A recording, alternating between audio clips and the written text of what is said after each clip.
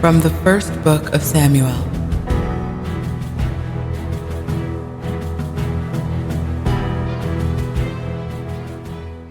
David himself went to the place where Saul was encamped and examined the spot where Saul and Abner, son of Ner, the general, had their sleeping quarters.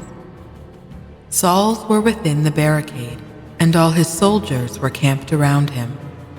David asked Ahimelech the Hittite and Abishai, son of Zeruiah and brother of Joab, "Who will go down into the camp with me to Saul?" Abishai replied, "I will." So David and Abishai went among Saul's soldiers by night and found Saul lying asleep within the barricade, with his spear thrust into the ground at his head, and Abner and his men sleeping around him. Abishai whispered to David, "God has delivered your enemy into your grasp this day.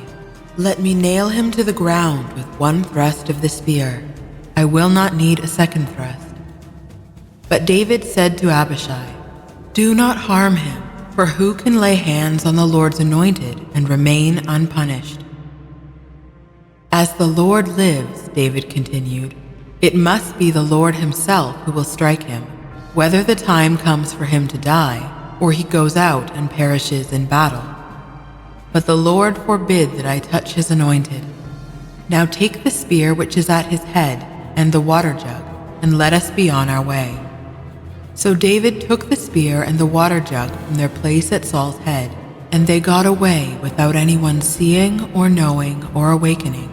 All remained asleep because the Lord had put them into a deep slumber. Going across to an opposite slope, David stood on a remote hilltop at a great distance from Abner, son of Ner, and the troops. He then shouted, "Will you not answer, Abner?" And Abner answered, "Who is it that calls me?" David said to Abner, "Are you not a man whose like does not exist in Israel? Why, then, have you not guarded the Lord your king when one of his subjects went to kill the king, your lord?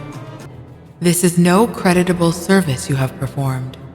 As the Lord lives, you people deserve death because you have not guarded your Lord, the Lord's anointed. Go, look, where are the king's spear and the water jug that was at his head?" Saul recognized David's voice and asked, "Is that your voice, my son David?" David answered, "Yes, my lord the king." He continued, "Why does my lord pursue his servant? What have I done? What evil do I plan? Please now, let my lord the king listen to the words of his servant. If the Lord has incited you against me, let an offering appease him.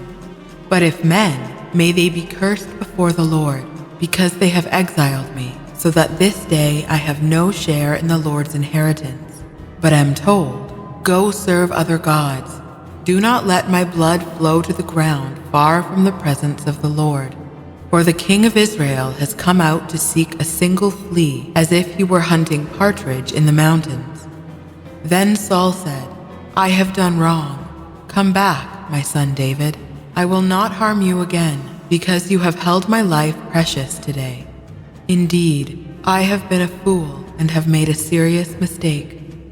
But David answered, "Here is the king's spear. Let an attendant come over to get it. The Lord will reward each man for his justice and faithfulness. Today, though the Lord delivered you into my grasp, I would not harm the Lord's anointed. As I valued your life highly today, so may the Lord value my life highly and deliver me from all difficulties." Then Saul said to David, "Blessed are you, my son David. You shall certainly succeed in whatever you undertake." David went his way, and Saul returned to his home.